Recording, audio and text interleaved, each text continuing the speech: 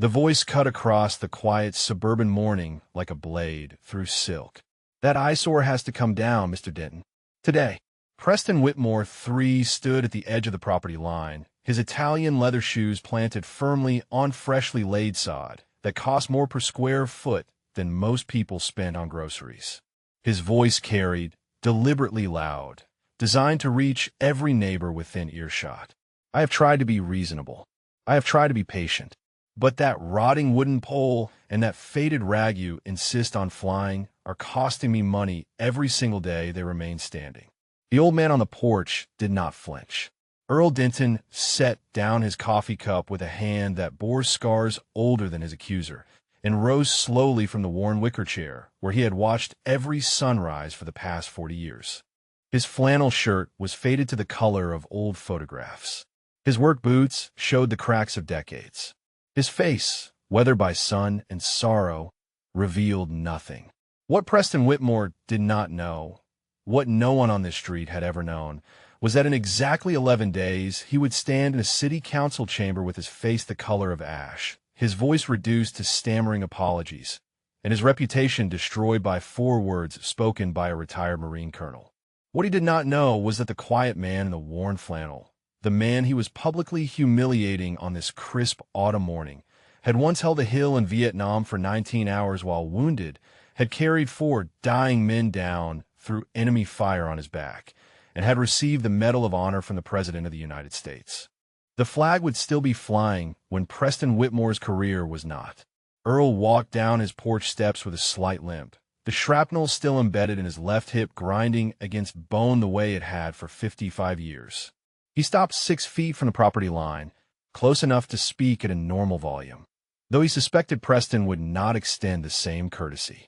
"I understand your concerns, sir," Earl said. His voice was quiet, hoarse from years of speaking only when necessary. "That flagpole has stood in this yard for 40 years. My wife and I built it together. I intend for it to keep standing." Preston laughed, a sharp bark of contempt that echoed off the surrounding homes. "Your wife?" He shook his head with theatrical disbelief. "Your wife is dead, Mr. Denton. 3 years now, is it not? And you're living alone in a house that needs paint, flying a flag from a pole that is one storm away from falling onto my property and damaging my investment." He gestured broadly at the gleaming modern mansion behind him, all glass and angles and aggressive architecture. "Do you have any idea what I paid for that house? Do you have any concept of what your little patriotic display is doing to my property values?" Earl's hands remained still at his sides. His jaw tightened almost imperceptibly, but his voice stayed level. "I am sorry you feel that way, sir. Feel that way." Preston stepped closer, his cologne arriving before him, expensive and suffocating. "I do not feel, Mr. Denton. I calculate. I analyze. I make informed decisions based on data. And the data tells me that your rotting flagpole and your little flag ceremony every morning make this neighborhood look like a retirement home for people who cannot let go of the past." Across the street, Dorothy Chun had emerged onto her porch, arms folded, watching with growing anger. 2 houses down, a young father loading his children into a minivan had stopped to observe. The audience Preston wanted was assembling. Earl looked at the flagpole. 40 years of mornings and evenings, raising and lowering colors, the ritual that had kept him tethered to the world after things that could not be discussed. The wood was weathered, yes. He had replaced boards over the years, reinforced the base, maintained it with the same care he had once given his rifle. But to Preston Whitmore, it was an eyesore, a blight, a thing to be removed and forgotten. "That flag," Earl said slowly, "has flown over this house since 1984. It flew when my wife was healthy. It flew when she got sick. It flew when she passed. It will keep flying until I am not here to raise it anymore." Preston's eyes narrowed. He recognized resistance, and he did not tolerate it. "Then I suppose we will have to let the lawyers sort this out. I have already filed complaints with the HOA. I have contacts at City Hall. By the end of the month, that pole will be gone, and you'll be paying my legal fees for wasting everyone's time." He turned to walk away, then paused, looking back over his shoulder with a smile that did not reach his eyes. "You know, Mr. Denton, I have seen 100 men like you. Old, stubborn, clinging to flags and symbols because you have nothing else left. But this is not 1965 anymore. This is a community of professionals, of successful people, of individuals who understand that progress requires letting go of the past. He shook his head with exaggerated pity. That flag does not make you a patriot. It makes you pathetic. He strode back toward his mansion without waiting for a response, confident in his victory, certain that the shabby old man in the worn flannel would fold like every other obstacle he had ever bulldozed. Earl stood motionless at the property line. His hands, the same hands that had built the pole board by board, that had carried wounded Marines through jungle darkness, that had held his dying radio man while calling in coordinates for the strike that saved 147 lives, hung loose at his sides. Dorothy Chun called across the street. "Earl, do not let him get to you. He is not worth it." Earl turned slowly and raised a hand in acknowledgement. Then he walked back to his porch, picked up his coffee, and looked at the flag rippling in the morning breeze. Red and white and blue against an autumn sky. The same colors that had flown over a hill with no name in a country most people have forgotten. He touched the dog tags beneath his shirt. 2 sets, his own, and another bearing a name that had not been spoken aloud in decades. Luis M. Esperanza, the boy who died, transmitting coordinates so that others could live. "Still flying, brother," Earl whispered to the morning air. Still flying. Inside Preston Whitmore's mansion, a phone call was already being placed. The developer's voice carried through open windows, audible to anyone who cared to listen. He was assuring someone that removing one old man's flagpole would be the easiest thing they did all month. He was promising that by the time he was done, Earl Denton would be begging to take the eyesore down himself. He was wrong about that. He was wrong about everything. But he would not discover just how wrong for another 11 days, when a room full of people would watch him realize that the man he called pathetic was the reason 147 families had gotten to welcome their sons home from a war that officially never existed, from a hill that now bore his name, from a nightmare that Earl Denton had walked through so that others would not have to die in it. The flag snapped once in a gust of wind, sharp as a salute. And Earl Denton, Medal of Honor recipient, began his morning ritual in silence. The alarm clock read 0545 when Earl Denton opened his eyes. He had not needed an alarm in 55 years. His body remembered the rhythm of military time the way other men remembered how to breathe. He lay still for a moment in the darkness, listening to the silence of a house that had once held laughter. Margaret's side of the bed remained untouched, the pillow still bearing the faint impression of her head from 3 years of his inability to change the sheets she had last slept on. Some mornings the weight of that emptiness pressed down on him like a physical thing. Some mornings he could barely rise to meet it. But the flag was waiting. The flag was always waiting. Earl swung his legs over the side of the bed, feeling the familiar grind of shrapnel against hip bone, the protest of joints that had carried too much for too long. He dressed in the darkness with the efficiency of a man who had learned to gear up in 30 seconds under mortar fire. Flannel shirt, work pants, boots that had outlasted 3 presidents. Dog tags settled against his chest, cool metal warming slowly against skin.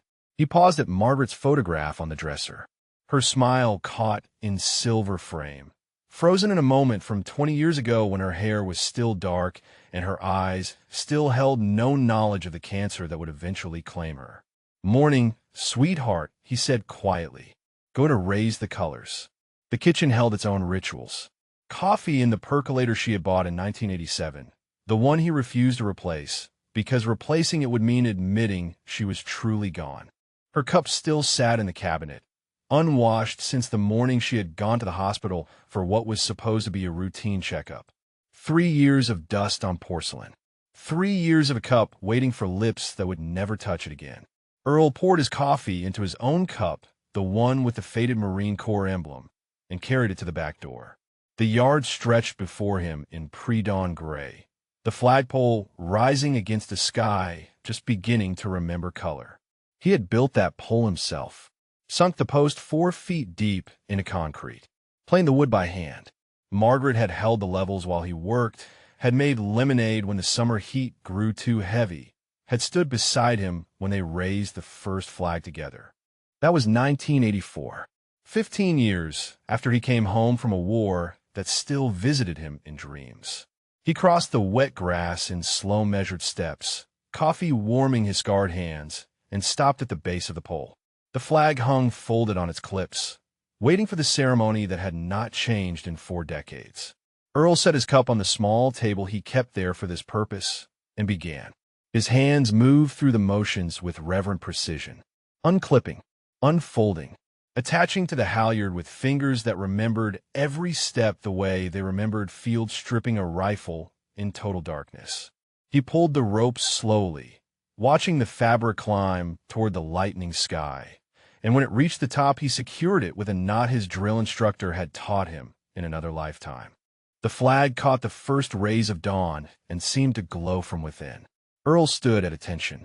He did not think about standing at attention. His body simply assumed the position it had learned at Paris Island in 1967, shoulders back, chin level, eyes fixed on the colors. For 60 seconds, he held the posture, honoring the fabric and everything it represented, and then he allowed himself to breathe again. If you're watching this story from anywhere in the world, we would love to know where you are joining us from. Drop a comment below telling us your city or country. And if stories like this one about courage, sacrifice, and second chances speak to you, please consider subscribing to our channel. Your support helps us share more incredible true stories that honor the forgotten heroes among us. Now, let us continue. The morning passed in small tasks. Earl repaired a loose board on the back porch. He watered the garden Margaret had planted, the one he maintained with desperate devotion even though his knowledge of flowers could fit in a thimble. He ate lunch alone at a kitchen table set for 2, because setting it for 1 would mean accepting a truth he could not yet hold. At 2 in the afternoon, he drove his rusted pickup truck to the cemetery on the east side of town. The headstone was simple: Margaret Ellen Dunturn, beloved wife, 1949 to 2023. The grass around it was neatly trimmed because Earl trimmed it himself every week with scissors, on his knees, talking to her the way he had talked to her every day of their 51 years together. He lowered himself to the ground beside her stone, joints protesting, shrapnel grinding, and rested his hand on the cool granite. Preston came by again this morning, he said. The developer, the one who built that glass house next door. He wants the flagpole down, Margaret. Says it is an eyesore. Says it is hurting his property values. He paused, fingers tracing the carved letters of her name. I know what you would say. You would tell me to ignore him, to let it go, to not let small men make me small. A breeze stirred the grass, carrying the scent of autumn leaves and distant rain. But I cannot let it go, sweetheart. That pole is not just wood and rope. You know what it is. You were there when I finally found the strength to build it. You held me the night before when I told you I was ready, and you cried because you knew what it meant. 15 years of not being able to look at a flag without seeing their faces. 15 years of guilt so heavy I could not stand beneath the colors of the country I had bled for. And then you helped me build that pole, and you stood beside me when we raised it, and you told me it was not about the war. It was about what came after. It was about still being here when so many were not. His voice cracked. He pressed his palm flat against the stone as if he could reach through granite and touch her hand one more time. He called it a faded rag. Margaret. He called me pathetic. He said the flag does not make me a patriot. Earl was quiet for a long moment. When he spoke again, his voice had changed. Harder, colder. The voice of a gunnery sergeant who had once commanded men in hell. He does not know, sweetheart. Nobody here knows. And that is fine. I did not do what I did for recognition. I did it because those were my boys, and I was not going to let them die on that hill. But if he thinks I'm going to take down the only thing that keeps me connected to them, to any reason for still being alive, then he does not understand who he is dealing with. He pulled the dog tag from beneath his shirt. 2 sets. His own, worn smooth by decades against skin. And another, darker with age, bearing a name that lived in his memory like a wound that would not heal. Luis Esperanza died, calling in coordinates so 147 Marines could live, Earl said to the headstone. He was 20 years old. He wanted to be a teacher. He took rounds meant for me and kept transmitting with his last breath. I carried him down that hill. Margaret, I carried all of them. And I have carried his tags for 55 years because I could not save his life, but I could keep his name next to my heart. He kissed the tags. Then he kissed the headstone. The flag is still flying, sweetheart, and nobody is taking it down. That evening, Earl stood at the base of the pole as the sun painted the sky in shades of amber and rose. He lowered the flag with the same precision he had raised it, folding it into the tight triangle that military tradition demanded. 13 folds for 13 original colonies, each crease a small act of reverence. He held the folded flag against his chest for a moment, feeling its weight, remembering every flag he had ever held. The one draped over coffins at Arlington, the one handed to weeping mothers, the one that had flown over his position for 19 hours while the world burned around him. That original flag, the one from the hill, rested in a glass case inside his home. Too precious to fly, too sacred to risk. But every flag he raised was connected to it, a lineage of fabric and meaning stretching back to the worst and best day of his life. Earl carried the folded flag inside and placed it in its wooden box. Then he stood at the window and looked out at the empty pole silhouetted against the darkening sky. Tomorrow he would raise it again, and the day after, and every day until there were no more days left. Still flying, brothers, he whispered to the gathering dark. Still flying, and nobody is taking it down. The certified letter arrived on a Tuesday morning, delivered by a postal worker who could not meet Earl's eyes. The return address bore the logo of a law firm whose name contained 4 surnames and promised aggressive representation. Earl signed for it with steady hands, thanked the carrier, and walked back inside to read what Preston Whitmore had purchased with his money. The language was dense with legal terminology designed to intimidate. Violation of community aesthetic standards. Depreciation of neighboring property values. Demand for immediate removal of non-compliant structure. Failure to comply within 30 days would result in civil action seeking damages, legal fees, and court-ordered removal. Earl read it twice. Then he folded it carefully and placed it in the drawer where he kept important documents. The same drawer that held Margaret's death certificate. The same drawer that held a velvet box he had not opened in years. He was standing on his porch that afternoon when Preston's Mercedes pulled into the driveway next door.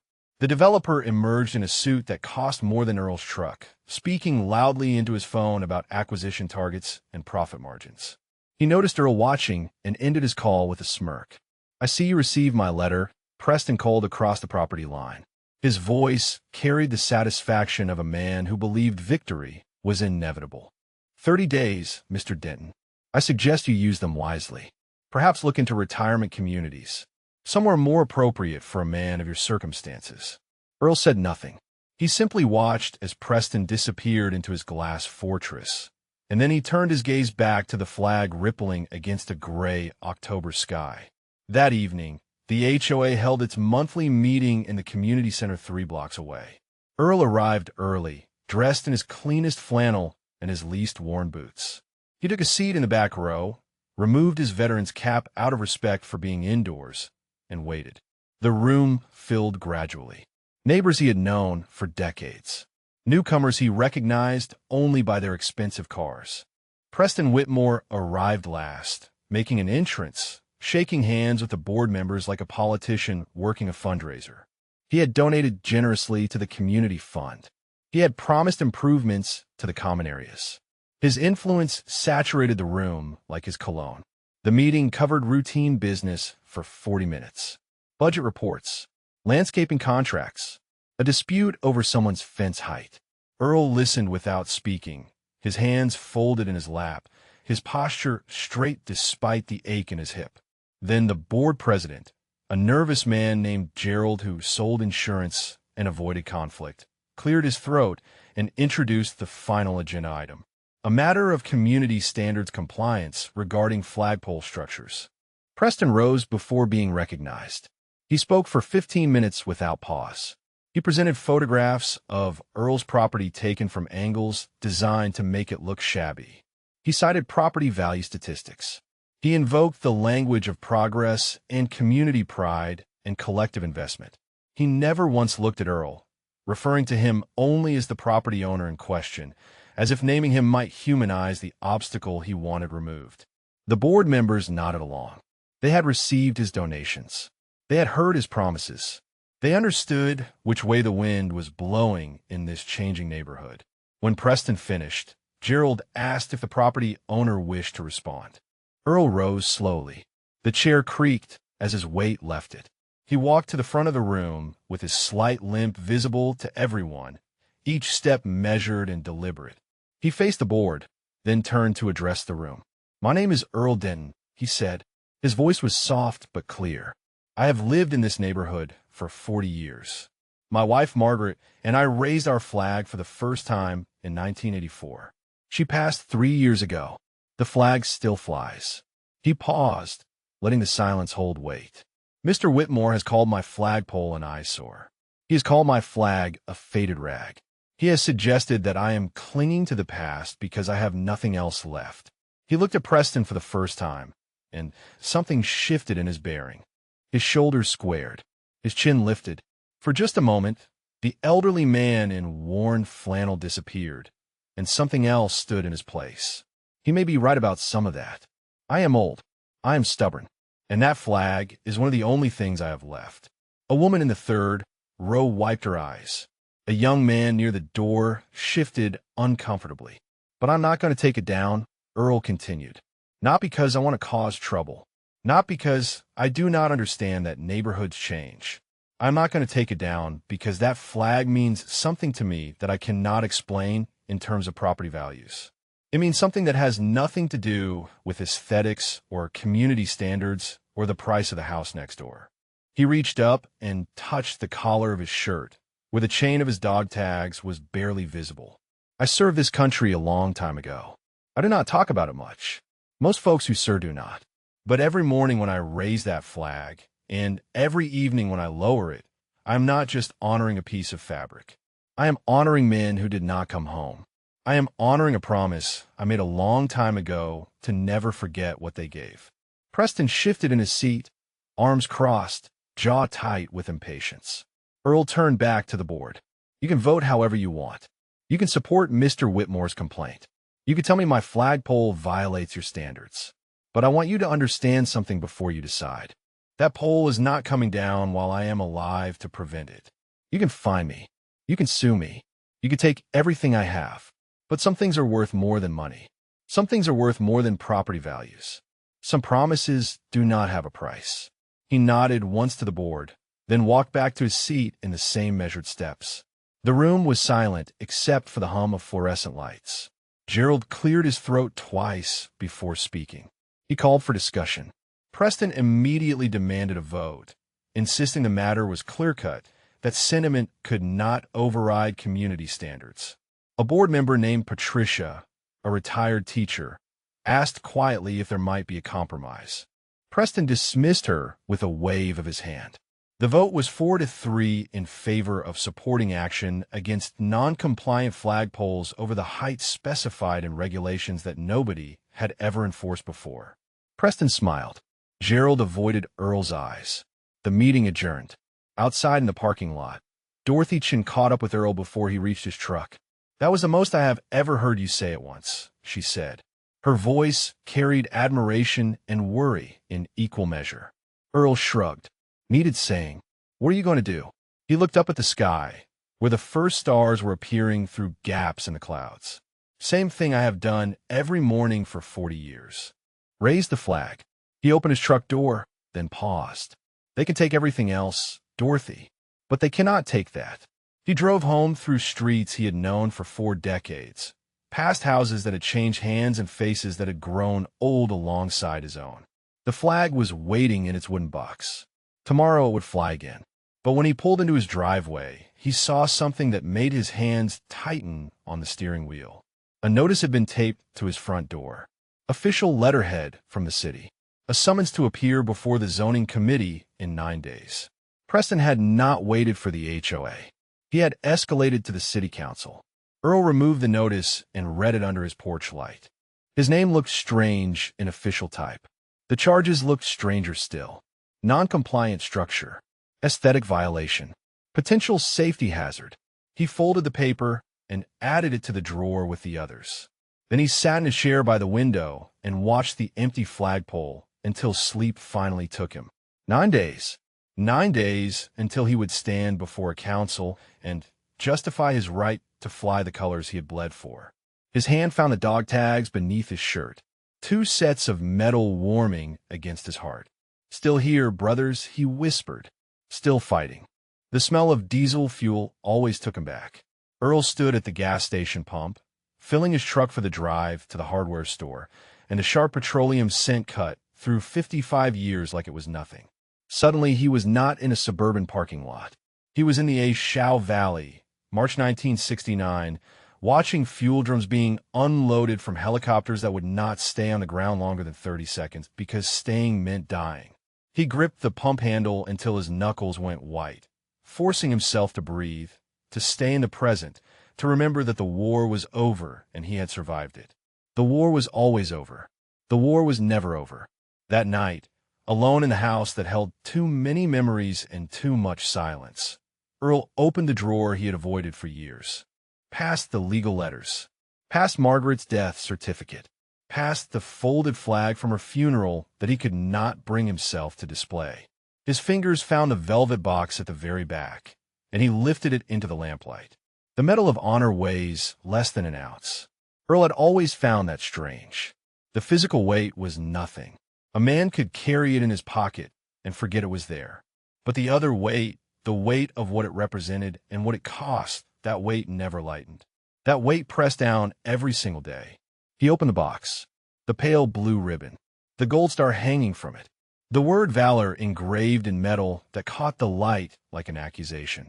He had not looked at it since Margaret's funeral, when he had considered placing it in her casket and burying it with her. She had talked him out of it. Even at the end, barely able to speak, she had squeezed his hand and shaken her head. "It is not yours to bury," she had whispered. "It belongs to all of them. All of them." 147 Marines who walked off a hill because Earl Denton would not let them die on it. And one who did not walk off. One who died in Earl's arms with coordinates still spilling from his bloody lips. Luis Miguel Esperanza, 20 years old, from El Paso, Texas. Want to be a teacher. Had a girl back home named Rosa who wrote him letters that smelled like lavender. Had a mother who lit candles for him every Sunday at Massachusetts. Had a future that ended on a hillside that did not even have a name until the Corps named it after the man who held it. Earl closed his eyes and let the memory come. He had spent decades pushing it away. But tonight, with the city council summons sitting in his drawer and Preston Whitmore's contempt still ringing in his ears, he needed to remember why the flag mattered. He needed to remember what he was fighting for. The hill was supposed to be a temporary position, a place to regroup before pushing forward into the valley. But the NVA had other plans. 3 battalions materialized from jungle that intelligence said was clear. The company was surrounded before dawn, taking fire from positions that should not have existed. The order came to fall back to the hilltop and dig in. Earl was gunnery sergeant, the senior enlisted man, the one the young Marines looked to when officers fell and chaos reigned. He organized the retreat. He positioned the defenses. He counted heads and realized they had wounded scattered across the slope below, men who could not make it up on their own. The lieutenant wanted to leave them. Wait for air support. The tactical decision. The smart decision. Earl went down the hill anyway. For trips. For wounded Marines carried up through enemy fire on his back while rounds snapped past his head and mortar shells cratered the earth around him. He took shrapnel in the hip on the 3rd trip and kept moving. He took a graze across his shoulder on the 4th and did not notice until later. Luis was on the radio the whole time, calling in coordinates, adjusting fire, keeping the channel open to command so they knew the company was still alive. He was young and scared and doing his job with a precision that belied his terror. The RPG came from a window in a structure they had cleared twice. Earl saw the flash, saw the smoke trail, screamed a warning that came too late. Luis took the hit meant for Earl. The blast threw him 6 feet, shredded his vest, opened his femoral artery. He was dead in 90 seconds. But in those 90 seconds, with his life pumping out onto foreign soil, he kept transmitting. He finished the fire mission. He gave command the coordinates that would bring the air support that would save everyone else. Earl held him while he died, held him and watched the light leave his eyes and heard his last words, spoken so quietly that only Earl would ever know them. "Not your fault, Gunny. Tell my mama I did good." 19 hours. That was how long Earl held the hill after Luis died. 19 hours of directing fire, redistributing ammunition, keeping men alive through sheer force of will. When the Phantoms finally broke through and the NVA retreated, 147 Marines walked down from that position. Many were wounded. All were alive. The hill was renamed Denton's Ridge on military maps. The Medal of Honor was presented at the White House 6 months later. Earl shook the president's hand and felt nothing but the absence of the men who should have been standing beside him. He came home and could not look at a flag for 15 years. Every time he saw the colors, he saw Luis Esperanza's face. Every time he heard the anthem, he heard the coordinates being called in a voice that grew weaker with every word.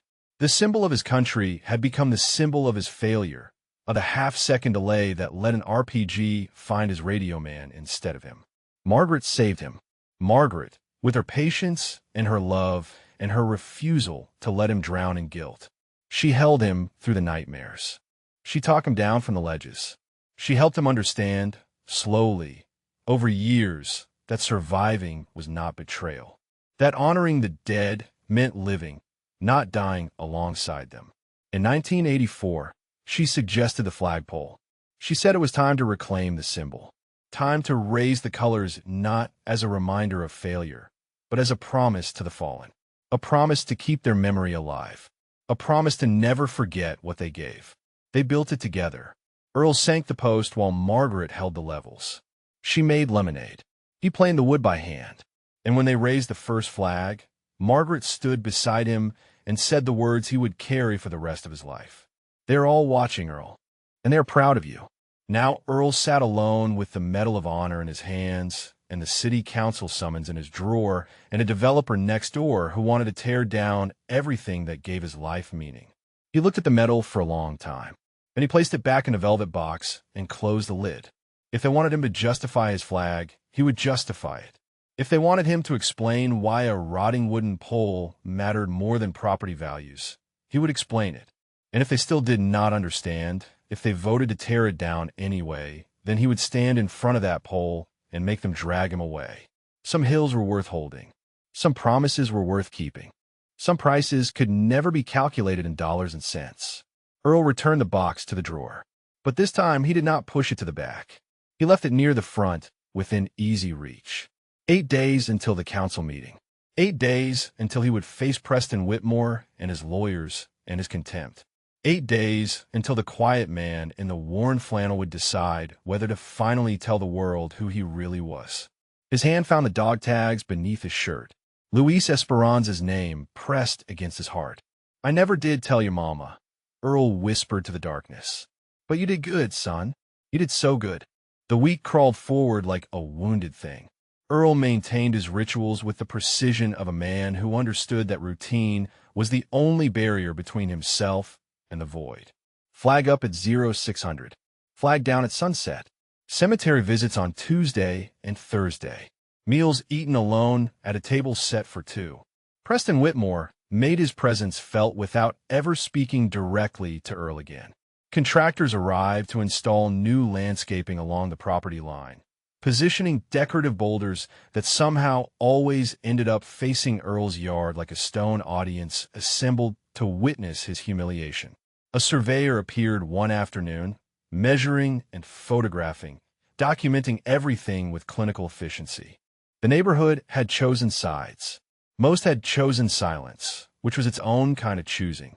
But Dorothy Chun brought Earl a casserole on Wednesday evening and stayed to talk on his porch until the stars came out. Kevin Park, the young board member who had noticed Earl's veteran cap at the HOA meeting, stopped by to apologize for how the vote had gone.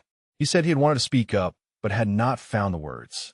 Earl told him that wanting to speak up was more than most people managed, and that was enough. On Thursday afternoon, 5 days before the council meeting, an unfamiliar car pulled into Earl's driveway. It was modest and practical, a sedan that had seen better years, and the woman who emerged from it carried herself with a bearing that Earl recognized immediately. Military, current or former. The way she moved said everything her civilian clothes try to hide. She was perhaps 60, with silver hair cut short and practical, and eyes that had seen things most people only read about in books. She walked up to Earl's porch where he sat with his afternoon coffee and stopped at the bottom of the steps. "Mr. Denton," she said, "my name is Patricia Reyes. I am on the city council." She paused, studying his face with an intensity that felt like being scanned by radar. "I was also an Army nurse. 95th Evacuation Hospital, Dunung, 1969 to 1970. Earl's cup stopped halfway to his lips. He set it down carefully on the arm of his chair. "I have been following the complaint against your flagpole," Councilwoman Reyes continued. "When I saw your name on the agenda, something about it seemed familiar. I have spent the last 3 days trying to remember why." She climbed the first step, then the second, moving slowly as if approaching something fragile. "Last night it came to me. March 1969. Survivors from an engagement in the A Shao Valley. They were brought to my hospital, many of them wounded, all of them talking about a gunnery sergeant who had held a hill for 19 hours, who had carried men down through enemy fire, who had refused evacuation until every one of his Marines was accounted for." Earl said nothing. His hands remained still on the arms of his chair, but something behind his eyes had shifted. A door long closed now, standing slightly ajar. "They called him Lighthouse," Councilwoman Reyes said softly, "because he was the beacon they followed home." The silence stretched between them, filled with the ghosts of 55 years. "That was a long time ago," Earl finally said. His voice was barely above a whisper. Patricia Reyes reached the top of the steps and stood before him. "I treated those men, Mr. Denton. I held their hands while they cried. I wrote letters to their families when they could not hold a pen, and every single one of them spoke your name like it was a prayer." She paused, her own voice growing thick. "I never met you. You were medevaced to a different facility for your wounds. But I have carried those men's stories for 55 years, just like you have carried their memory. I know who you are." Earl looked away, toward the flagpole, standing silent against the afternoon sky. "You're the first person to recognize me in 40 years of living here. Margaret knew. Nobody else." Patricia pulled a worn photograph from her pocket and held it out to him. Earl took it with trembling fingers. The image showed a hospital ward, beds lined up in rows, young men with bandages and hollow eyes. On the wall behind them hung a hand-drawn banner that read "Welcome Home" from Denton's Ridge. "I kept that photograph on my office wall for 3 decades, Patricia said. "When I retired from nursing, I went into public service. I told myself I wanted to help people the way I had helped those boys. But I never forgot them. I never forgot the name on that banner." Earl traced the faces in the photograph with his fingertip. So young. They had all been so impossibly young. "Why are you here, Councilwoman?" Patricia sat down in the empty chair beside him, Margaret's chair, the one no visitor had occupied since the funeral. "Because in 5 days, you're going to stand before my council while a man who has never sacrificed anything tries to take away the only thing you have left. And I needed to know if the man in that council chamber would be Earl Denton, quiet neighbor, or if he would be Gunnery Sergeant Denton, Medal of Honor recipient, hero of Denton's Ridge." Earl was quiet for a long moment. The flag rippled in a gentle breeze, fabric whispering against itself. "I have not told anyone about the medal in 40 years, he said. "Margaret thought I should. She said people deserve to know, but I did not do what I did for recognition. I did it because those were my boys, and I was not going to let them die. The recognition always felt like it belonged to them, not me. To Luis. To all of them." Patricia nodded slowly. "I understand. Believe me, I understand. The ones who deserve recognition most are usually the ones who want it least." She leaned forward, her eyes holding his with gentle intensity. But sometimes, Mr. Denton, recognition is not about what we want. It is about what others need to see. It is about reminding people what sacrifice looks like, what honor means, what a flag truly represents. Earl looked at the photograph again, at the banner with his name on it, at the faces of men who had called him Lighthouse because he had been the beacon they followed home. If I tell them, he said slowly, it will not be for me. It will be for Luis, for all of them, to make sure people understand that flag is not a decoration. It is a memorial. That, Patricia said quietly, is exactly why you should tell them. She rose to leave, but paused at the top of the steps. The council meeting is Thursday at 7. I cannot promise how the vote will go. Preston Whitmore has influence. He has made donations. Politics is rarely about what is right. She looked back at him with eyes that had seen too much death to be afraid of difficult truths.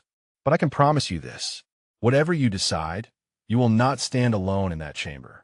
I will be there, and I will remember, even if no one else does. She walked to her car without waiting for a response. Earl watched her drive away, the photograph still in his hands. That evening, he lowered the flag at sunset with the same precision he always did. But when he finished folding it, instead of placing it in the wooden box, he held it against his chest for a long time. 5 days. 5 days until he would have to choose. Quiet neighbor, or gunnery sergeant, Earl Denton, or Lighthouse. He looked at the photograph one more time before going inside. At the banner, at the faces, at 55 years of silence about to end. The drawer in his bedroom was still open, the velvet box still within reach. For you, Luis, he whispered. For all of you. The video appeared on social media 3 days before the council meeting. Someone had filmed the HOA confrontation on their phone, capturing Preston Whitmore's theatrical presentation and Earl's quiet response. The caption read, "Developer tries to force elderly veteran to remove American flag." The footage spread faster than wildfire through dry brush. Earl did not own a computer and had no interest in social media, but Dorothy Chin showed him the video on her tablet that evening. Over 200,000 views in less than 12 hours. Comments pouring in by the thousands. Most were supportive. Many were outraged. Some were calling for boycotts of Preston Whitmore's development company. Others were demanding the city council reject the complaint. Earl watched the video once, seeing himself through the eyes of strangers for the first time in decades. The old man in the worn flannel looked smaller than he felt. Frielier.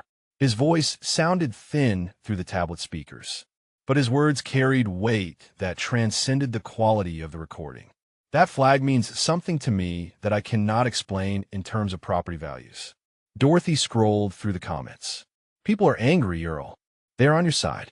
This Preston Whitmore has made a lot of enemies very quickly. Earl handed the tablet back. Anger does not win council votes. Money does. But Dorothy was not finished. There's something else. She pulled up another post, this one from a veterans organization based 3 states away. They are asking people to attend the council meeting, to show support. She looked at him with concern creasing her features. Earl, this is becoming national news. He sat back in his chair and looked out the window at his flagpole. For 40 years, he had lived quietly in this house, raising and lowering his flag, keeping his memories and his medals hidden from a world that had moved on from wars it preferred to forget. Now strangers were arguing about him on the internet. Now his face was being shared across platforms he did not understand. Now the silence he had cultivated so carefully was crumbling around him. I just wanted to fly my flag, he said softly.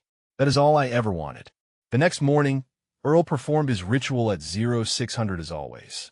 But when he finished raising the colors and turned back toward the house, he found Preston Whitmore standing at the property line. The developer was holding his phone, the video playing on its screen, his face contorted with barely contained fury. You think this changes anything? Preston's voice was tight, controlled, dangerous. You think a bunch of keyboard warriors are going to intimidate me? I have lawyers. I have contracts. I have investments that depend on this neighborhood maintaining certain standards. A viral video does not change zoning laws. Earl stood motionless, the flag snapping behind him in the morning breeze. Preston stepped closer, his expensive shoes crushing the grass at the edge of Earl's property. You want to know what I think? I think you're enjoying this. I think you love being the poor, victimized veteran standing up against the big bad developer. He laughed, a sharp sound without humor. It is a good story. I will give you that. But stories do not win in the real world, Mr. Denton. Money wins. Influence wins. And I have both. Earl's hands hung loose at his sides. His face revealed nothing. Preston's eyes narrowed. What, no speech this time? No heartfelt defense of your precious flag? He gestured dismissively at the pole behind Earl. In 3 days, that eyesore is coming down. The council will vote my way because I have made sure they will vote my way. And all your supporters, all your comments and shares and righteous indignation will not change a single thing. He turned to leave, then stopped. One more thing. I looked into you, Mr. Denton. After that HOA meeting, I wanted to know who I was dealing with. He pulled out his phone and read from the screen. Earl Thomas Denton, born 1946, married 1972, widowed 2023, no children, no living relatives. He looked up with a smile that did not reach his eyes. Just a lonely old man with a flag and a sad story. That is what I found. Nothing special. Nothing that matters. He walked away without waiting for a response, disappearing into his glass mansion with the satisfaction of a man who believed he had already won. Earl remained standing at the base of his flagpole for a long time after Preston left. The flag rippled above him, red and white and blue against a sky that promised rain. His hip ached from standing too long. His shoulder throbbed where the old gray's wound always tightened before storms. Nothing special. Nothing that matters. The words echoed in the silence. Earl reached up and touched the dog tags beneath his shirt. 2 sets of metal. 2 names. 2 lives intertwined by a moment of violence on a hill that most people had never heard of. He thought about Luis Esperanza, 20 years old, bleeding out on foreign soil with coordinates still on his lips.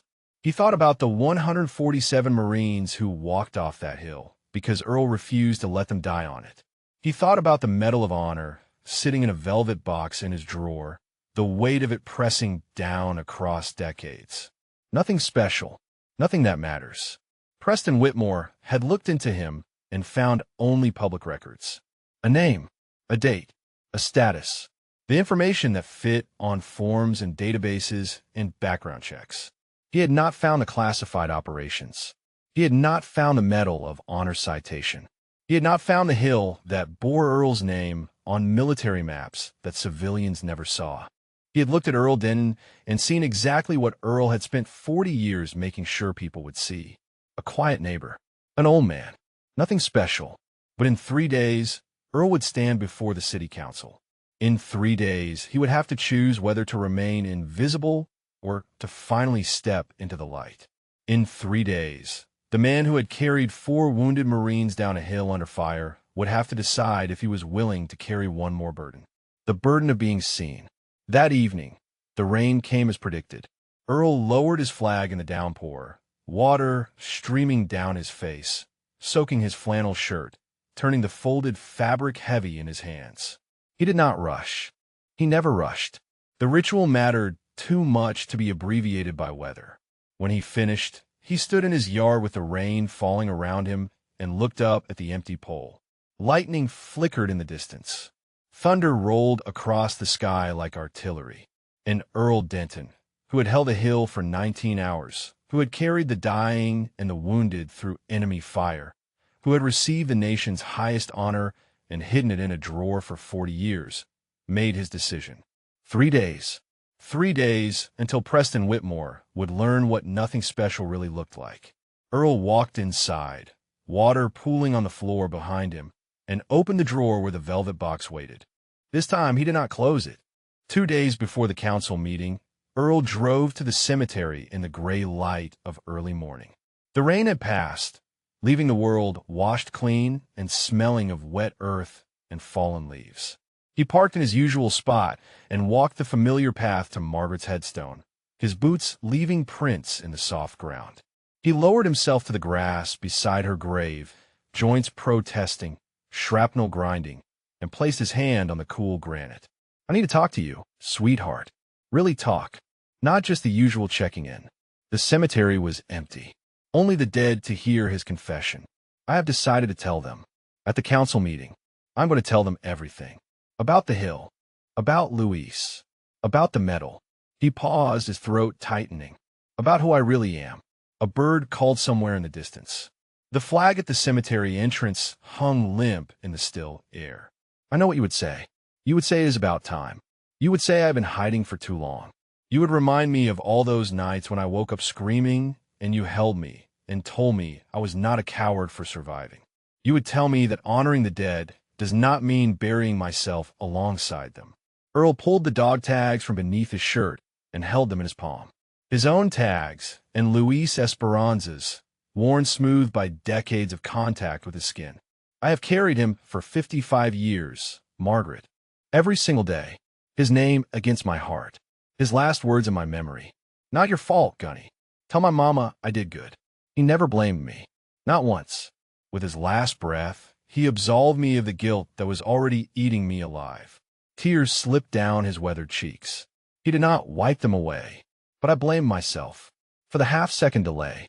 For the RPG I should have seen coming. For being alive when he was not. I carried that guilt like I carried him down the hill, and I never put it down. I never let it go. Even when you helped me build the flagpole. Even when you helped me reclaim the colors. The guilt was always there, underneath everything, telling me I did not deserve recognition because I was the one who should have died. He looked up at the gray sky, blinking against the moisture in his eyes. But this is not about me anymore. This man, this Preston Whitmore, he wants to take down the only memorial Luis has. The only place where his sacrifice still matters. And I cannot let that happen. I will not let that happen. Not even if it means telling the whole world what I have spent 40 years trying to forget. Earl pressed his palm flat against the headstone. I wish you were here. I wish you could stand beside me like you did when we raised the first flag. I wish I could hear your voice telling me I'm doing the right thing. He closed his eyes. But I know what you would say. You would say the flag was never just for me. It was for all of them. And if I let one arrogant man tear it down without a fight, then I am betraying everyone who never came home. He sat in silence for a long time, communing with the woman who had saved him from himself, drawing strength from a love that death could not diminish. When he finally rose, his knees ached and his hip burned, but something in his posture had changed. He stood straighter, his shoulders squared. The weight he carried seemed lighter, not because the burden had decreased, but because he had finally decided to stop carrying alone. I love you, Margaret. I will always love you. And when this is over, I will come back and tell you everything. He touched the headstone one last time, then walked back to his truck with steps that felt more certain than they had in years. That afternoon, Earl sat at his kitchen table with a yellow legal pad and a pen. He had not written anything longer than a grocery list in decades, but the words came easier than he expected. He wrote about Operation Dewey Canyon, about the A Shao Valley, about the moment when 3 NVA battalions materialized from jungle that intelligence swore was clear. He wrote about Luis Esperanza, the kid from El Paso who wanted to be a teacher, the radio man who kept transmitting while his life pumped out onto foreign soil, the boy whose last act was to save 147 men he would never see grow old. He wrote about carrying the wounded down the hill, about the shrapnel that still lived in his hip, about the 19 hours when death was so close he could smell its breath, about the moment when the phantoms finally broke through and he knew his boys would live. He wrote about coming home, about the Medal of Honor ceremony where he shook the president's hand and felt nothing, about the 15 years when he could not look at a flag without seeing ghosts, about Margaret, who loved him anyway, who helped him rebuild, who stood beside him when they raised the colors for the first time. And he wrote about Preston Whitmore, about the man who called his flag a faded rag, about the man who called him pathetic, about the man who had looked into his background and found nothing special because the special things were classified, hidden, buried in files that civilians would never see. The sun was setting when Earl finished writing. Pages of yellow paper covered the table, filled with a story he had never told anyone except Margaret. Tomorrow he would organize it.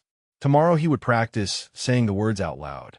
Tomorrow he would prepare to break 55 years of silence. But tonight he had one more task. Earl walked to his bedroom and opened the drawer. He lifted out the velvet box and carried it to the kitchen table. Then he opened it and looked at the Medal of Honor for the first time in 3 years. The pale blue ribbon, the gold star, the word valor engraved in metal that caught the fading light. Margaret had been right. It was not his to hide. It belonged to Luis. It belonged to all of them. It belonged to the 147 families who got to welcome their sons home because Earl Denton refused to let them die on a hill with no name. He left the medal on the table beside his written pages. Tomorrow he would decide whether to wear it to the council meeting. Tonight, it was enough to look at it without flinching, to acknowledge what it represented, to accept, finally, that surviving was not betrayal. Outside, the flag hung motionless in the evening air. Earl walked to the window and looked at the silhouette of the pole against the darkening sky. One more day, one more sunrise, one more ritual, and then he would stand before the council and tell them who he really was.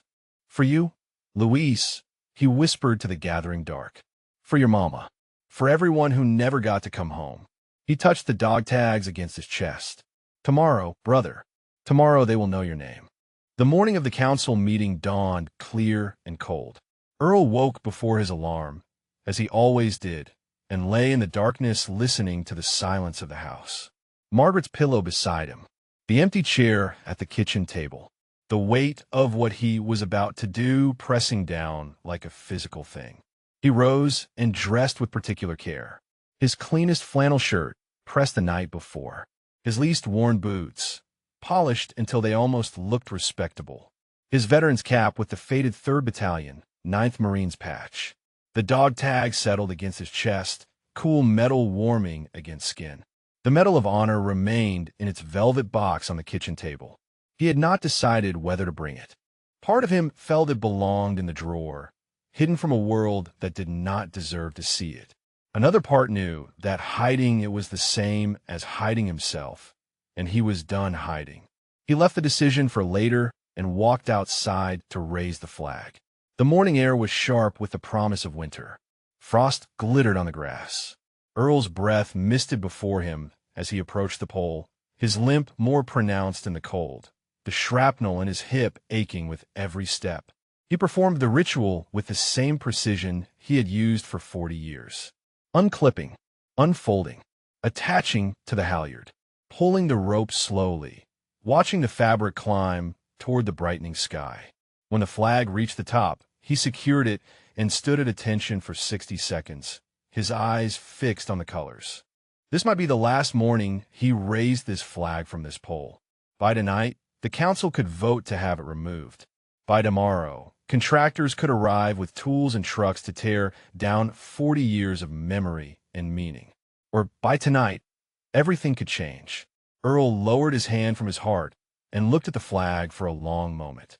Red and white and blue against the sky turning gold with sunrise. The same colors that had flown over Denton's Ridge. The same colors that Luis Esperanza had died defending. Whatever happens today, Earl said softly to the morning air, you will not be forgotten. None of you will ever be forgotten. He went back inside and sat at the kitchen table with his yellow pages of notes. He read through what he had written, committing the key details to memory, practicing the words until they came without hesitation. Coordinates, dates, names, the geography of a nightmare that had shaped his entire life. At noon, Dorothy knocked on his door. She was dressed more formally than he had ever seen her, in a dark blue dress that looked like it had been saved for important occasions. I am coming with you tonight, she said. It was not a question. Earl shook his head. Dorothy, you do not have to do that. Earl Denton, you have been my neighbor for 35 years.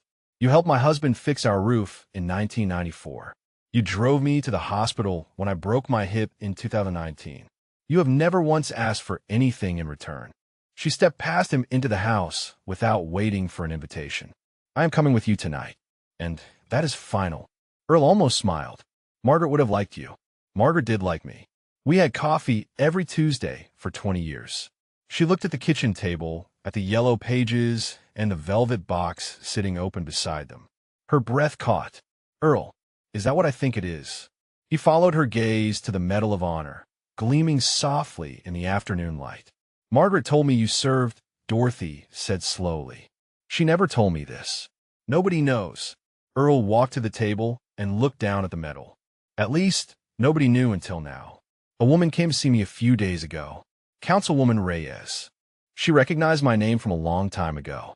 She knows what this is, what it means. Dorothy reached out as if to touch the medal, then pulled her hand back.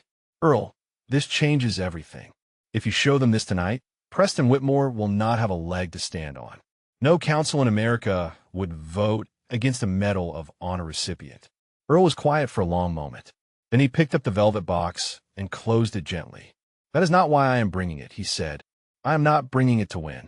I am bringing it because someone once told me it does not belong to me. It belongs to the men who did not come home. And if I'm going to tell their story tonight, then I need to bring all of it. The medal, the tags, the truth. He looked at Dorothy with eyes that had seen too much death to be afraid of a city council. For 40 years, I have been invisible. By choice. By design. I did not want recognition. I did not want parades or ceremonies or people thanking me for my service. I just wanted to fly my flag and honor my brothers and live out my days in peace. He paused, his jaw tightening. But Preston Whitmore took that choice away from me. He made this public. He made it about property values and community standards and everything except what that flag actually means. So tonight, I'm going to tell them what it means. And if that destroys his case, so be it. But I'm not doing it to win. I am doing it because the truth deserves to be told. Dorothy wiped her eyes. Then let's go tell it. They left the house at 5:30, giving themselves plenty of time to reach the city council chamber before the 7 o'clock meeting. Earl carried the velvet box in his jacket pocket, its weight familiar and strange at the same time. The dog tags hung against his chest, as they always did. The parking lot was already filling when they arrived. News vans lined the street. People milled about the entrance, some carrying small American flags, others holding signs that read support our veterans and flags fly free. The viral video had done its work. What should have been a routine zoning dispute had become a national story. Earl walked through the crowd with Dorothy at his side. People parted to let him pass. Some reached out to pat his shoulder or shake his hand. He acknowledged each one with a quiet nod, but his eyes were fixed on the doors ahead. Inside the chamber, the gallery was packed to capacity. Every seat was taken. People stood along the walls. A bailiff directed overflow into the hallway, where speakers had been set up to broadcast the proceedings. Earl found 2 seats near the front that Dorothy had arranged to have reserved. He sat down slowly, feeling the weight of hundreds of eyes upon him, and folded his hands in his lap. 7 o'clock. The council members filed in and took their seats on the dais. Councilwoman Patricia Reyes met Earl's eyes and gave him an almost imperceptible nod. Preston Whitmore sat across the aisle, surrounded by lawyers in expensive suits. He glanced at Earl with a smirk that suggested he still believed victory was assured. The council chair called the meeting to order. She announced the agenda item. She invited the complainant to present his case. Preston Whitmore rose, buttoned his jacket, and walked to the podium with the confidence of a man who had never lost anything that mattered. Earl's hand found the velvet box in his pocket. His fingers traced the outline of the medal through the fabric. Soon, brother, he whispered. Soon they will know. Preston Whitmore spoke for 23 minutes.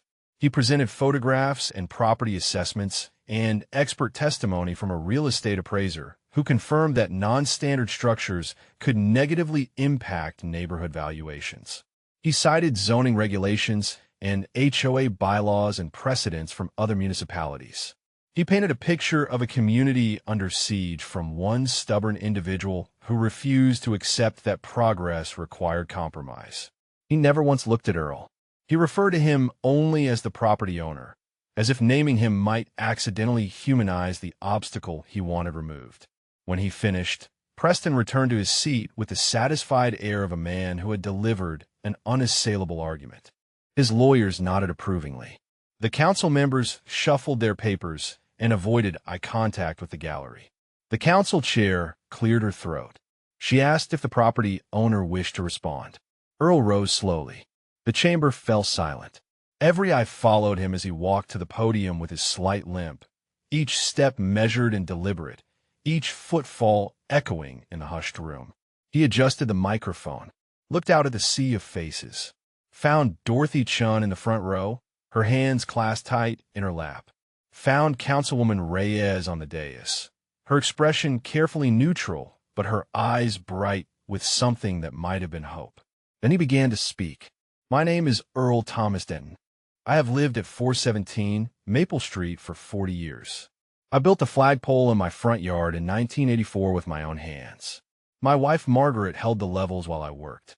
We raised the first flag together on a summer morning when the sky was so blue it hurt to look at. His voice was quiet but steady, carrying to every corner of the chamber without effort. Mr. Whitmore has called that flagpole an eyesore. He has called my flag a faded rag. He has called me pathetic. He looked at Preston for the first time, and something in his gaze made the developer shift uncomfortably in his seat. He looked into my background and found nothing special. Just a lonely old man with a flag and a sad story. Earl reached up and pulled the dog tags from beneath his shirt. The metal caught the fluorescent light, worn smooth by 55 years of contact with skin. He was half right. I am old. I am lonely since Margaret passed. And I do have a story, but there is nothing sad about it. Sad is not the right word for what happened on a hill in the A Shao Valley in March of 1969. The chamber grew impossibly still. Even the reporters stopped typing. I was a gunnery sergeant with the 3rd Battalion, 9th Marines. We called ourselves the Walking Dead because so many of us did not walk home. On March 19, 1969, my company was ambushed by 3 NVA battalions in terrain that intelligence swore was clear. We were surrounded before dawn, cut off, outgunned, dying. Earl's hands rested on the podium, scarred and steady. The order came to fall back to a hilltop and wait for air support. But we had wounded scattered on the slope below, men who could not make it up on their own. The lieutenant wanted to leave them. The tactical decision.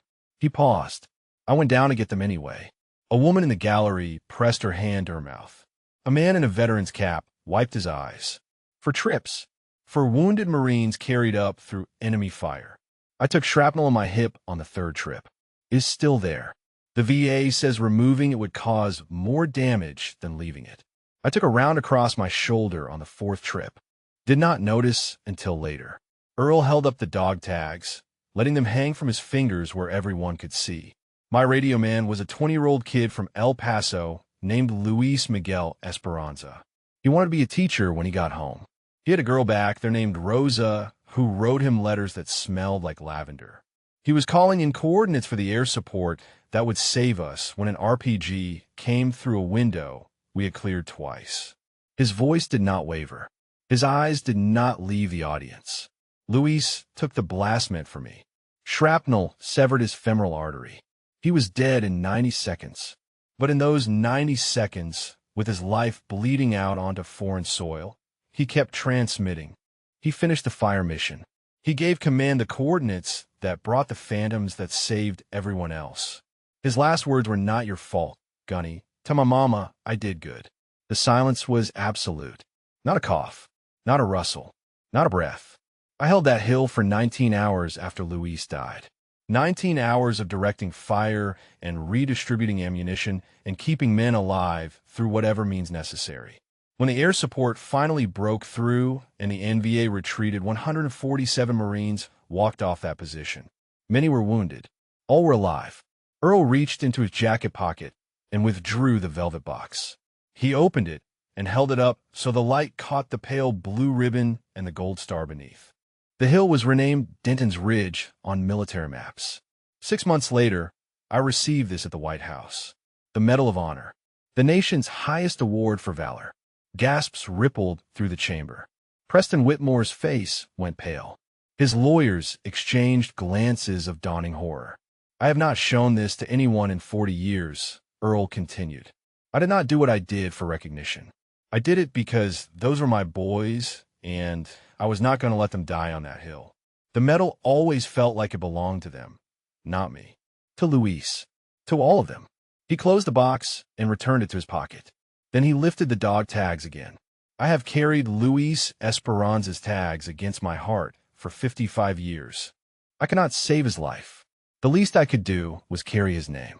And every morning when I raise that flag, and every evening when I lower it, I am not performing some patriotic display for the neighbors. I am honoring a 20-year-old boy who died calling in coordinates so that 147 families could welcome their sons home. Earl looked directly at Preston Whitmore. The developer could not meet his eyes. That flagpole is not an eyesore, Mr. Whitmore. It is a memorial. That flag is not a faded rag. It is a promise I made to Luis Esperanza and every man who did not come home from that hill. A promise that I would never forget what they gave. A promise that their sacrifice would mean something for as long as I am alive to remember it. He turned back to the council, his voice dropping to barely above a whisper that somehow filled the entire chamber. You can vote however you want. You can order that flagpole removed. You can side with property values over promises made to the dead. But I want you to understand what you are voting on. Not a zoning violation, not an aesthetic issue, a memorial to men who gave everything so that people like us could sit in chambers like this and argue about things that do not matter. Earl stepped back from the podium. That is all I have to say. The silence held for 3 heartbeats. Then Councilwoman Patricia Reyes rose from her seat on the dais, tears streaming down her face, and began to applaud. One by one, the gallery followed. Then the other council members. Then even the bailiffs and the reporters and the people watching from a hallway. The only person not clapping was Preston Whitmore, who sat frozen in his chair, his face the color of ash, his world collapsing around him. Earl Denton stood at the podium with his head bowed, listening to the thunder of applause and whispered words that only the ghosts could hear. I told them, Luis. I finally told them.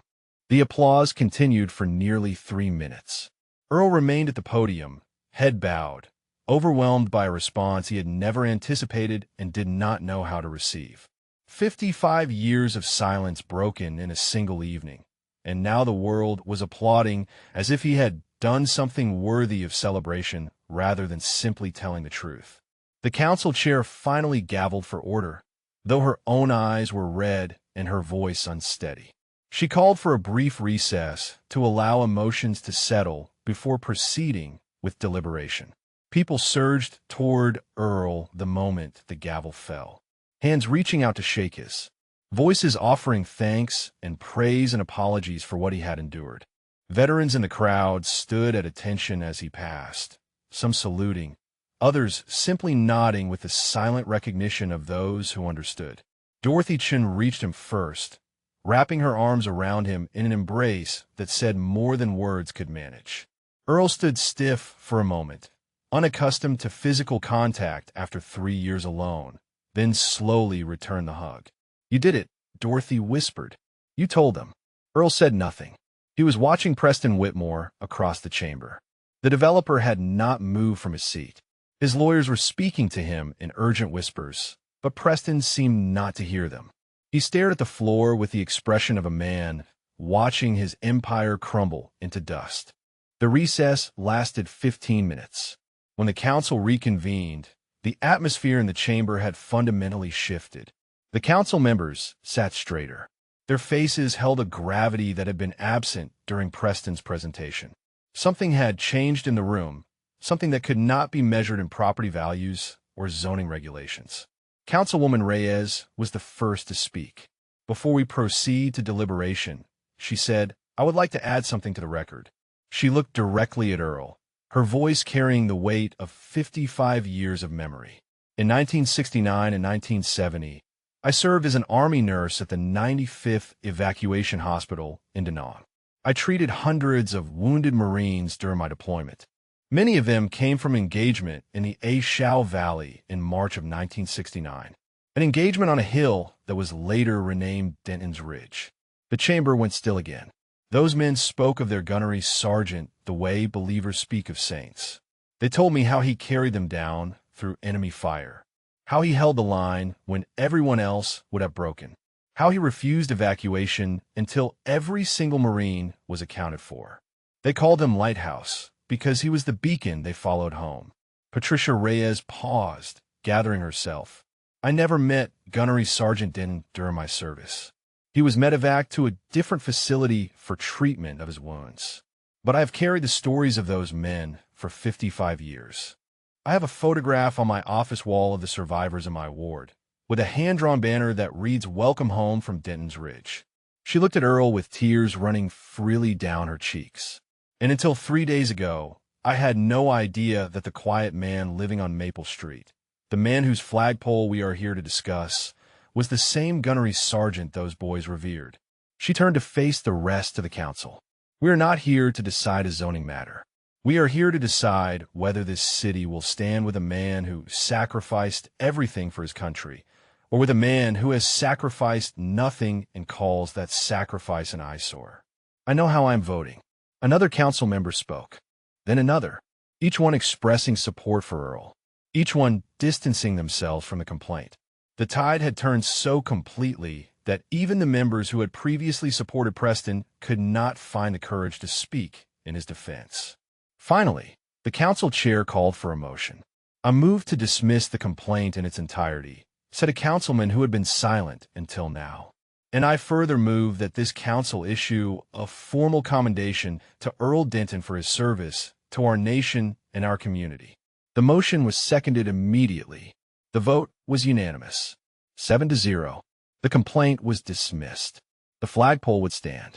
The flag would continue to fly. The gallery erupted again. This time Earl did not bow his head.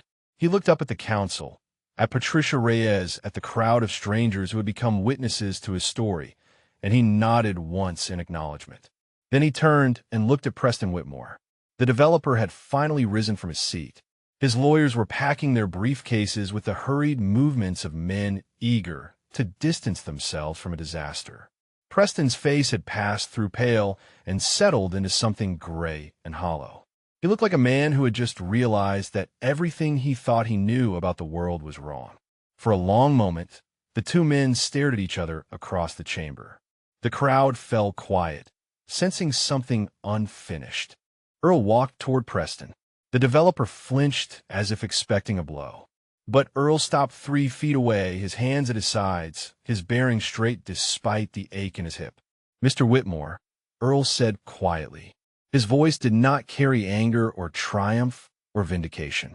It carried only the weariness of a man who had seen too much of human nature to be surprised by any of it. "I'm not going to gloat. I'm not going to rub your face in what happened here tonight. That is not who I am." Preston's mouth opened, but no words came out. "You looked at me and saw a lonely old man with nothing special to offer the world. You were wrong about that, but I understand why you made the mistake. I spent 40 years making sure people would see exactly what you saw. The difference between us is not that I am a hero and you are a villain. The difference is that I learned a long time ago that a man's worth cannot be measured by what he owns or how he looks or how much power he holds." Earl reached up and touched the dog tag beneath his shirt. Luis Esperanza was 20 years old. He owned nothing. He had no power. He died in the mud on a hill that most people have never heard of. And he was worth more than everything you have ever built or bought or accumulated. Because when the moment came, he gave everything he had for men he barely knew. That is worth. That is value. That is what a life means. Preston's eyes dropped to the floor. His shoulders sagged. "The flag will still be there tomorrow," Earl said. He turned to walk away, then paused and looked back. "You are welcome to come watch me raise it." He did not wait for a response. He walked back to Dorothy Chun, took her arm, and together they made their way through the crowd toward the exit. Behind him, Preston Whitmore stood alone in the emptying chamber, surrounded by the wreckage of his certainty, finally understanding what nothing special really looked like. The night air was cold and clean when Earl stepped outside. Stars glittered overhead. Somewhere in the distance, a flag was flying in the darkness, waiting for morning. Earl tilted his face toward the sky and let the tears come at last. "I did it, Margaret," he whispered. "I finally told them." And somewhere, in the space between memory and eternity, he could almost hear her voice. "I know, sweetheart. I always knew you would." The story went national overnight. By morning, Earl Denton's name was trending on every social media platform. The The video of his counsel testimony had been viewed over 10 million times. News anchors spoke his name with reverence. Veterans organizations issued statements of support. The Medal of Honor Society released a formal acknowledgement of his service. The Commandant of the Marine Corps posted a tribute calling him an embodiment of everything the Corps stands for. Earl did not see any of it. He woke at 0545 as he always did, dressed in his worn flannel and scuffed boots, and walked outside to raise his flag. The street was not empty. Over 100 people stood on the sidewalk and spilled onto neighboring lawns. Many held small American flags. Some wore veterans' caps or military insignia. Others were simply neighbors who had heard the news and wanted to witness the ritual they had never known was happening every morning just a few houses away. Earl stopped at the edge of his porch, overwhelmed by the crowd that had gathered in the pre-dawn darkness. He did not know what to say. He did not know what to do. For 40 years, this ritual had been private, sacred, between him and the flag and the ghosts of men who would never grow old. Dorothy Chun appeared at his elbow. She had been waiting on her own porch, watching for him. "They came to see you raise the colors," she said softly. "They want to be part of it." Earl looked at the faces in the crowd, young and old, military and civilian, strangers who had become witnesses to a story that was no longer his alone. He nodded once, then walked to the flagpole with his measured steps, his limp visible to everyone, his scarred hands steady as they had always been. The crowd fell silent. Earl performed the ritual exactly as he had performed it for 40 years. Unclipping, unfolding, attaching to the halyard, pulling the rope slowly, watching the fabric climb toward a sky just beginning to remember light. When the flag reached the top, he secured it and stood at attention. This time, he was not alone. Behind him, every veteran in the crowd snapped to attention. Hands rose to hearts. Salutes were rendered. The silence held for 60 seconds, broken only by the snap of fabric in a morning breeze. When Earl finally lowered his hand, he turned to face the crowd. Tears streamed down weathered cheeks, but his voice was steady. "Thank you," he said simply. "Thank you for remembering." The day passed in a blur of visitors and phone calls and requests for interviews that Dorothy helped him politely decline. Earl was not interested in fame. He was not interested in being a symbol or a spokesman or a celebrity. He had told his story because it needed to be told. Now he wanted to return to the quiet life he had built. But some visitors could not be declined. The knock came at 3 in the afternoon. Earl opened the door to find a man roughly his own age standing on the porch. The visitor wore a dress uniform heavy with ribbons and decorations. Silver eagles on his shoulders marked him as a retired colonel. His eyes were wet before he spoke a single word. "Gunnery Sergeant Denon," the man said. His voice cracked on the name. "I am Colonel James Hendricks, United States Marine Corps, retired." He paused, gathering himself. "In March of 1969, I was 2nd Lieutenant Hendricks, 3rd Platoon. You carried me down that hill with 2 rounds in your own hip because I could not walk." Earl stared at the man before him. 55 years fell away. He saw the young lieutenant with the shattered leg, screaming in pain, begging to be left behind. He saw himself lifting that boy onto his back and carrying him through fire that should have killed them both. "Lieutenant," Earl whispered, "you made it." Colonel Hendricks stepped forward and wrapped his arms around Earl Denton. 2 old men embracing on a suburban porch, held together by a bond forged in blood and fire half a century ago. "I have been looking for you for decades," Hendricks said when he finally pulled back. "After I recovered, after I went back to the war, after I came home and built a career and raised a family, I never stopped looking. I wanted to thank you. I needed to thank you, and I could never find you." Earl shook his head. "I was not hiding from you, Colonel. I was hiding from myself." They sat on the porch for hours, talking about the hill and the years that followed.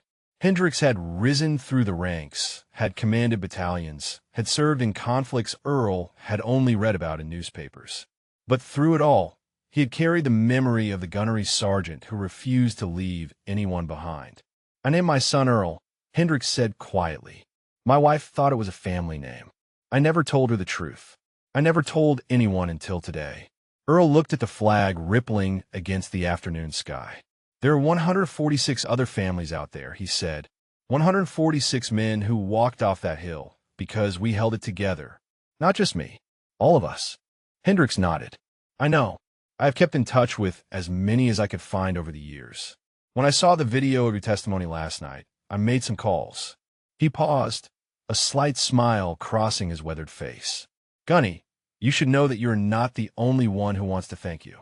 There are men all over this country who have been waiting 55 years to say the words." Earl did not know how to respond. He sat in silence, watching the flag, feeling the weight of decades beginning to shift. That evening, the street filled again for the lowering of the colors. More people than the morning. News cameras at a respectful distance. Veterans from 3 different wars standing shoulder to shoulder. Earl performed the ritual as he always did, lowering the flag with precision, folding it into the tight triangle, holding it against his chest for a moment before carrying it inside. But this time, Colonel Hendricks stood beside him, and when the flag was secured, the colonel turned to the crowd and spoke. "This man saved my life." His voice carried across the gathered witnesses. He saved the lives of 146 other Marines. He held a hill for 19 hours when any other man would have broken. And for 55 years, he has honored our fallen brothers every single morning and every single evening, alone, without recognition, without asking for anything in return. He looked at Earl with eyes that held half a century of gratitude. "Gunnery Sergeant Denton, on behalf of every man who walked off Denton's Ridge, on behalf of every family that got to welcome their sons home, on behalf of the United States Marine Corps and the nation you served with such extraordinary valor, I say to you what I should have said 55 years ago." Colonel James Hendricks, retired, snapped to attention and rendered a salute so crisp it could have passed inspection at Paris Island. "Thank you, Gunny." "Semper Fi." Earl returned the salute with a hand that trembled only slightly. "Semper Fi, Colonel." "Always faithful." The crowd erupted in applause, but Earl barely heard them. He was looking at the empty flagpole against the darkening sky, thinking of Luis Esperanza, thinking of all the men who never came home, thinking of the promise he had kept for 55 years, a promise that was no longer his to keep alone. 1 month later, Earl Denton stood on his front lawn at sunrise, but he was not alone. Dorothy Chun stood beside him, wrapped in a heavy coat against the December cold. Colonel Hendricks had driven in from 3 states away, his silver eagles gleaming in the early light. And gathered behind them, filling the sidewalk and spilling onto the grass, stood 47 men who had walked off a hill in Vietnam 55 years ago. They had come from across the country. Some had flown. Some had driven through the night. Some had brought their children and grandchildren to witness something that had been 55 years in the making. They wore veterans' caps and faded unit patches and the faces of men who had seen too much and survived anyway. The Esperanza family stood among them. Luis's younger sister Maria, now 72 years old, had traveled from El Paso with her children and grandchildren. She carried a photograph of her brother in a silver frame, the same photograph that had hung in their mother's house until the day she died. Rosa, the girl who had written letters that smelled like lavender, had passed away a decade ago, but her daughter was there, holding a bundle of those same letters, preserved for over half a century. The city council had voted unanimously to rename Earl Street. The sign at the corner now read Denton's Ridge Drive. But that was not why everyone had gathered this cold December morning. A new flagpole stood beside Earl's hand-built original. 30 feet of polished steel, donated by the Marine Corps League, installed by volunteers who had worked through 3 weekends to complete it in time. At the base, a bronze plaque bore 147 names. Every Marine who had walked off that hill. And at the top of the list, in letters slightly larger than the rest, PFC Luis M. Esperanza. Earl had wept when he first saw the plaque. He had traced Luis's name with his finger and whispered words that only the dead could hear. Now he stood before both flagpoles, his original and the memorial, ready to raise color for the first time on steel that would stand long after his wooden pole had finally surrendered to time. He turned to face the crowd. I built my flagpole in 1984, he said. His voice was stronger than it had been a month ago, steadied by the knowledge that he was no longer carrying his burden alone. I built it because I needed to honor the men who did not come home. I built it because I needed to prove to myself that I could look at the colors again without seeing only death. He paused, his eyes finding Maria Esperanza in the crowd. For 55 years, I have carried your brother's name against my heart. I have told him about my days and asked for his forgiveness and promised that I would never forget what he gave. He took a breath that shuddered with emotion. I cannot save his life. That failure will stay with me until the day I die. But I can make sure his sacrifice is remembered. I can make sure that everyone who drives down this street sees his name and knows that a 20-year-old boy from El Paso gave everything so that 147 families could welcome their sons home. Maria Esperanza stepped forward. She was small and silver-haired, but she moved with a dignity that reminded Earl painfully of her brother. She stopped in front of him and reached up to touch his weathered cheek. My mother went to her grave blessing your name, she said. Her voice was thick with tears, but steady with conviction. She lit a candle for you every Sunday for 40 years. She said you were the angel who held her son when she could not be there. She said you carried him home in your heart when his body could not come with you. Earl's composure finally broke. Tears streamed down his face as Maria Esperanza embraced him, this tiny woman who carried her brother's memory the same way Earl carried his name. He did good, Earl whispered into her silver hair. Luis did so good. He saved us all. I know, Maria said. I have always known. When the embrace ended, Earl turned to the flagpoles. His hands trembled as he prepared the colors. One flag for each pole, red and white and blue against a sky turning gold with dawn. Colonel Hendricks stepped forward to assist with the memorial pole. A young Marine in dress blues, sent by the commandant himself, stood ready at the original. Together, the three of them raised the flags. 2 poles, 2 flags, one promise kept for 55 years and finally shared with the world. The fabric caught the first light of morning and seemed to glow from within. The crowd stood in silence, veterans at attention, civilians with hands over hearts, children watching with wide eyes as their grandfathers wept without shame. Earl stood between the poles and looked up at the colors flying against the brightening sky. He thought of Margaret, who had helped him build the first pole. He thought of Luis, who had died with coordinates on his lips. He thought of the 147 men who had walked off a hill because he refused to let them die on it. And he thought of Preston Whitmore. The developer had sent a letter 2 weeks after the council meeting.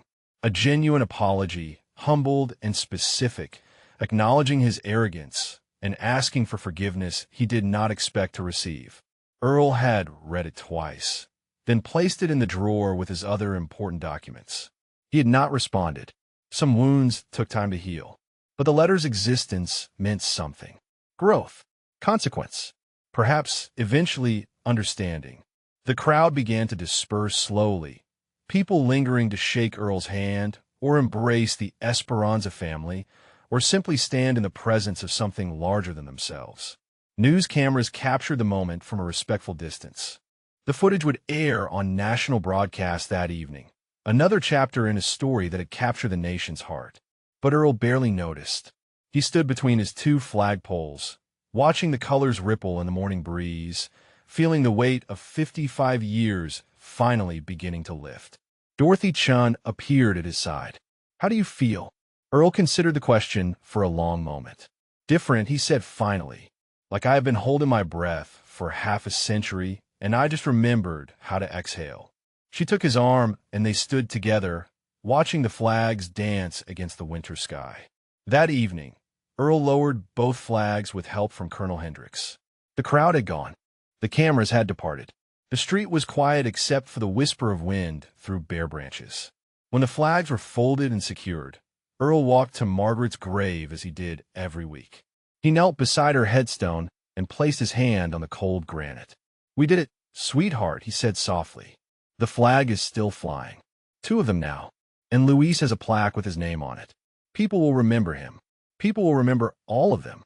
He sat in silence for a while, communing with the woman who had saved him from himself, drawing strength from a love that death could not diminish. "I'm going to be okay, Margaret. For the first time since you left, I really believe that. I'm not alone anymore. I have Dorothy. I have Hendrix. I have brothers I thought I had lost forever. And I have a reason to keep raising the colors every morning." He touched the headstone one last time, then rose slowly, joints aching, shrapnel grinding, heart fuller than it had been in years. The walk home took him past the New Street sign. Denton's Ridge Drive. He paused beneath it, looking up at the words, still not quite believing they were real. A car drove past, slowing as it passed the flagpoles. A child's face appeared in the window, eyes wide with wonder at the two flags flying side by side. The child waved. Earl waved back. "Still here, brothers," he whispered to the evening air. "Still flying. Still trying." And for the first time in 55 years, he did not have to try alone. If this story moved you, if it reminded you that heroes walk among us in ordinary clothes, living ordinary lives, please subscribe to follow more. And share in the comments. Who is the quiet hero in your neighborhood whose story deserves to be told? Sometimes the greatest warriors are the ones who never speak of war. Thank you for watching. And remember that every stranger you pass might be carrying a weight you cannot see.